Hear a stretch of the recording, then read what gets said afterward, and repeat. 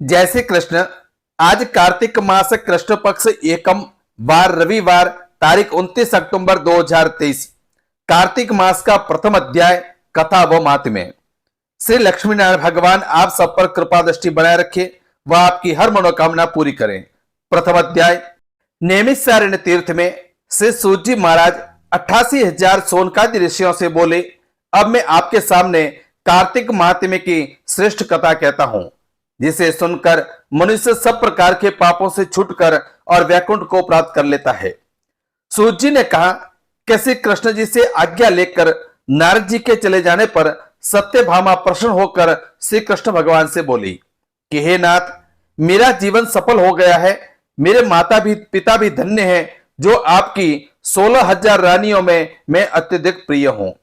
मैंने वह कल्प वृक्ष आदि आपके साथ नारद जी को विधि पूर्वक दान में दे दिया है, परंतु वही कल्प वृक्ष मेरे घर में सदा लहराया करता है, जिसकी बात को मृत्यु लोक में कोई भी स्त्री नहीं जानती है। हे स्वामी, अब मैं आपसे पूछना चाहती हूं, सो विस्तार पूर्वक कहिए, जिसे सुनकर मैं अपने हित कार्य करूं, जिसके करने से कल्प पर्यंत भी आप मुझसे विमुख न हो। सूत जी कहने लगे, सत्यभामा के ऐसे वचनों को सुनकर श्री कृष्ण जी हंसते हुए सत्यभामा की बाह पकड़कर और कल्प वृक्ष के नीचे गए और बोले कि हे प्रिय, 16,000 स्त्रियों से मैं तुझे प्राणों के समान तुम प्यारी हो, और तुम्हारे लिए देवताओं और देवराज इंद्र से भी मैंने विरोध किया था। उस महा अद्भुत वार्ता को सुनो। सूत जी बोले कि एक दिन कृष्ण भगवान ने सत्यभामा के साथ गरुड़ पर सवार होकर इंद्रलोक में जाकर और कल्प वृक्ष मांगा। तब इंद्र के न देने पर गरुड़ का इंद्र से घोर युद्ध हुआ था। हे प्रिय, जब तुम्हें हर चीज दे सकता हूं, हर एक कार्य पूरा कर सकता हूं, तो क्या तुम्हारे आश्चर्यजनक प्रश्न का उत्तर मैं क्यों नहीं दूंगा। यह सुन सत्यभामा बोली कि हे प्रभु, पूर्व जन्म में मेरा कैसा स्वभाव था, किसकी मैं पुत्री थी, और मैंने कौन से दान व्रत या तप नहीं किए जिससे मुझे मृत्यु लोक में जन्म लेना पड़ा, और ऐसे कौन से शुभ कर्म किए हैं कि यहां आकर आपकी अर्धांगिनी हुई और आप गरुड़ पर सवार होकर मुझे साथ में लिए इंद्रादि देवताओं के स्थान में फिरते हो। तब भगवान बोले कि हे कांते, तुम पूर्व जन्म में किसकी पुत्री थी, कौन से पुण्य और व्रतादिक तथा शुभ कार्य तुमने किए थे, यह सब तुम्हें बताता हूं। पूर्व समय में सतयुग के अंत में मायापुरी में अत्रि गोत्र में वेदों और यज्ञों का जानने वाला देवसर्वा नाम का एक ब्राह्मण रहता था। वह रोज अतिथियों की सेवा, हवन और सूर्य भगवान की पूजा किया करता था, इसलिए सूर्य की तरह तेजस्वी था। उस ब्राह्मण के बुढ़ापे में एक गुणवती नाम की कन्या हुई, जिसका विवाह उस पुत्रहीन ब्राह्मण ने अपने चंद्र नाम के शिष्य के साथ कर दिया, और वे दोनों पिता पुत्र की तरह रहने लगे।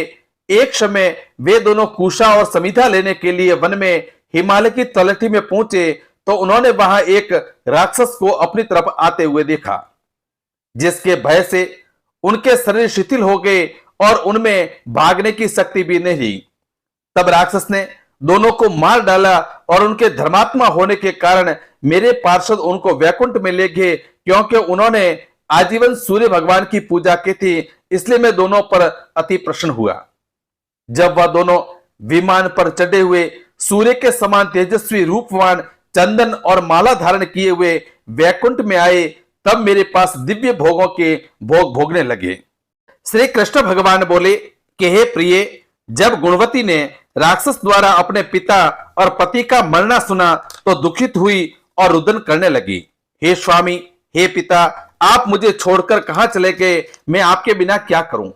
अब मेरे भोजन वस्त्र का प्रबंध कौन करेगा, अब मैं किसके चरण लूं, विधाता का मेरे ऊपर कोप हुआ, अब मैं कैसे जीऊं। श्री भगवान कृष्ण बोले कि कुकरी के समान विलाप करती हुई, हवा से हिलते हुए बेल के पत्ते की तरह कांपती हुई वह पृथ्वी पर गिर पड़ी। थोड़ी देर में सावधान होने पर विलाप करने लगी और शोक समुद्र में डूब गई। उस गुणवती ने घर की सब वस्तुएं बेचकर यथाविधि से अपने पति की पारलौकिक क्रिया की, और उसी नगरी में विष्णु भगवान की भक्ति में तत्पर होकर और इंद्रियों को वश में कर और शांति से रहने लगी, और मरण तक एकादशी तथा कार्तिक मास के व्रतादि करती रही। हे प्रिय, ये दोनों व्रत मुझे अत्यंत ही प्यारे हैं, जिसके करने से भोग और मोक्ष की प्राप्ति होती है, पुत्र और संपत्ति मिलती है। कार्तिक की तुला राशि पर सूर्य निकलने पर महापापी जो भी प्रातःकाल स्नान करते हैं वे भी मुक्ति को प्राप्त होते हैं। जो मनुष्य स्नान, जागरण, दीपदान और तुलसी का पालन करते हैं वे विष्णु के रूप हैं। विष्णु भगवान के मंदिर में झाड़ना, सतिया का काटना, विष्णु की पूजा आदि का कार्य जो मनुष्य करते हैं वह जीवन में मुक्त होते हैं।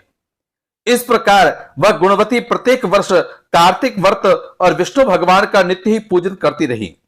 एक समय वह वृद्धावस्था के कारण दुर्बल होने से, रोग और ज्वर से पीड़ित होने पर भी गंगा स्नान को गई। जो ही पानी में उतरी और जाड़े के मारे कांपने लगी।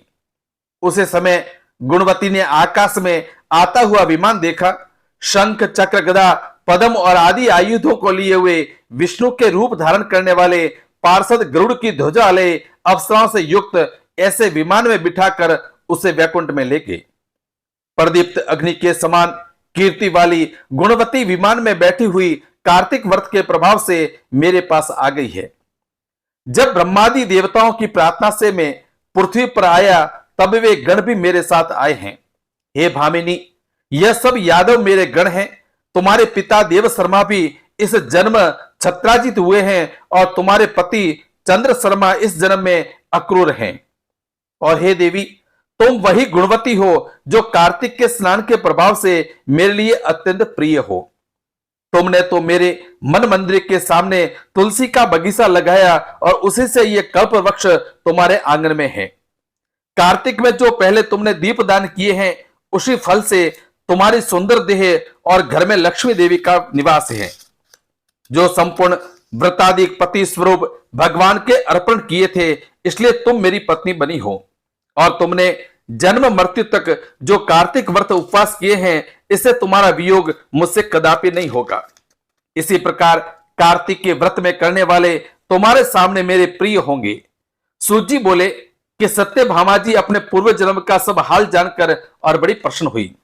बोलो श्री कृष्ण कन्हैया लाल की जय, लक्ष्मी नारायण भगवान की जय।